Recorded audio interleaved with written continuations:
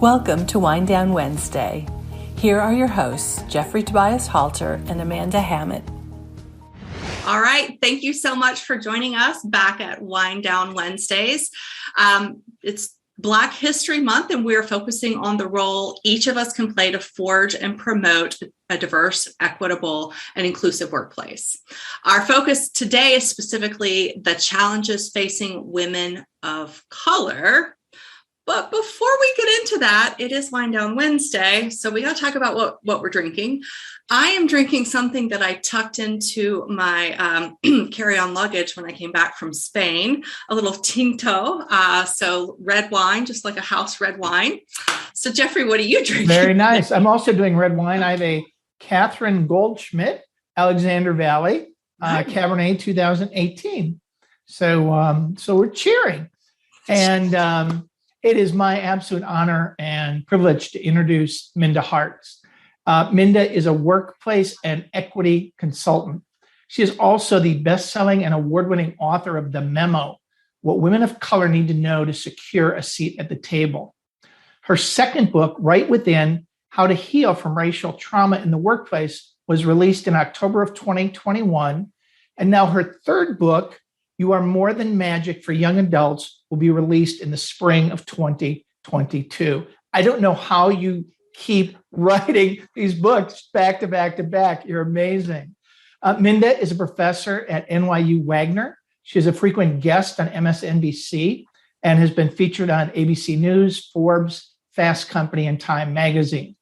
Minda is a highly sought after speaker and has worked with such companies as Nike, Google, Salesforce, and dozens of other Fortune 500 companies. In 2020, she was named the top voice for equity in the workplace by LinkedIn. Minda hosts a lively weekly podcast called Secure the Seat. All right. Well, Minda, I am so excited for this conversation.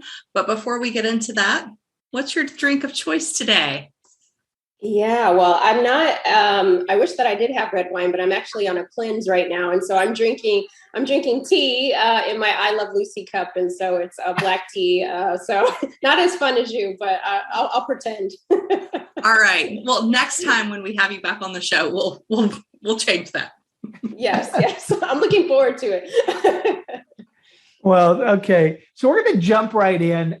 You've done so much amazing work, and being Black History Month, I want to focus on your report around the state of Black women in corporate America and how it really shaped your first book, The Memo. You have so many great statistics in there, and the data is so rich and quite frankly, kind of sad.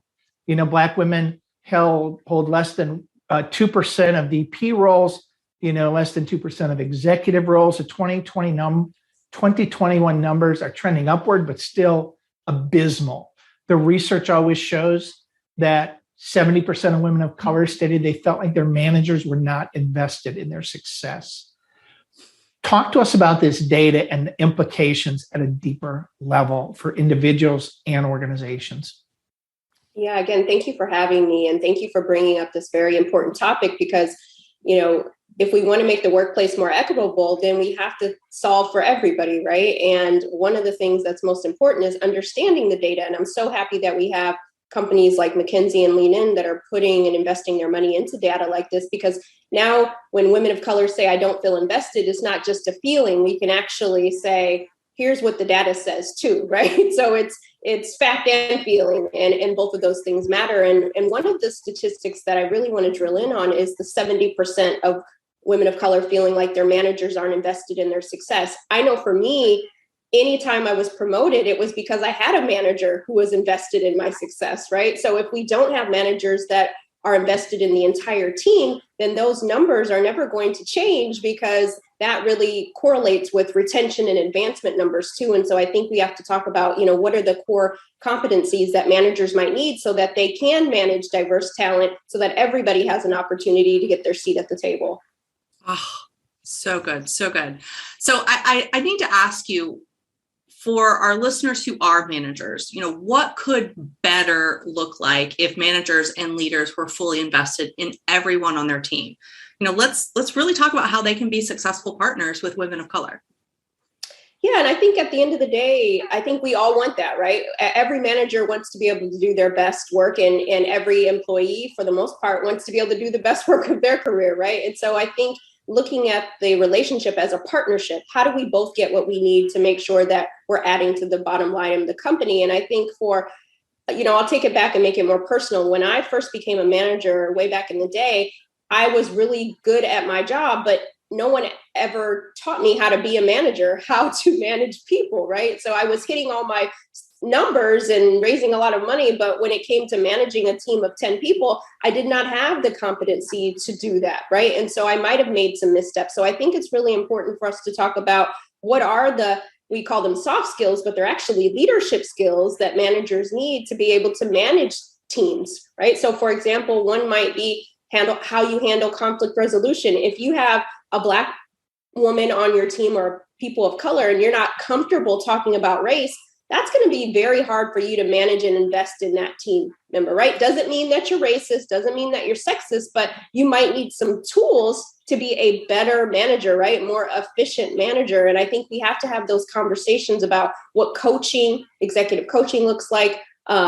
What resources do people need so that they can do the best work? Because managing isn't just making sure that the boat keeps going forward, but we also have to make sure that everybody on that boat has what they need to be successful. Allyship was the word of the year for 2021, and some companies are investing it and others are just kind of giving it lip service.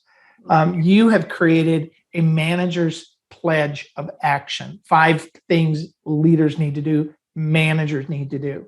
Can you walk us through those? And I'm going to, give it to me real simple. What are the couple things I need to do specifically as a white male to better support women of color who are on my team and in my company? Yeah, I'm glad that you asked this question, Jeffrey, because I think at the core of it, we all see ourselves as allies, right? Most of us see ourselves as good people, but the reason why I created the Manager's Pledge is because we see ourselves that way, but do the people on our team see us that way, right? That's where the rubber meets the road. I often ask those who are well-intentioned, who see themselves as allies, when is the last time someone has benefited from your allyship? That's a different answer, right? That means we actually have to be intentional. We have to be actionable. And one of the pillars that I talk about in the Manager's Pledge is I will acknowledge that I have biases that I need to understand and reconcile, right? Doesn't make you a bad person. Each and every one of us has biases that we need to reconcile, right? We might have had an experience in our youth or in college or whatever have you that makes us look at a certain demographic a certain way, but that doesn't mean that everybody should be looked at or in that certain lens, right? And so I think that we have to understand what is it that I'm bringing to the table. Another thing that I want to say is I will commit to engaging in courageous conversations. They will be rough and difficult, but I know they're necessary to make an equitable workplace. Like, we can't shy away from equity. And I think for so long, companies and organizations have said, oh, you can opt into equity. And what I'm saying is we can no longer opt in. We have to make it mandatory. And so at the core of these pillars is saying, what can we do to make sure that everyone feels like they belong, right? At the core of this is really about belonging. And I think if we're all showing up to work, resetting the equity clock, saying, what can we do to commit to everyday actions? Even when I make a mistake, I'm committing to the act of equity. And I think that's like the pillar, right? And I think getting into this, no longer opting in, but making it mandatory. And when we normalize equity, then we hold everyone accountable. Such good, actionable steps.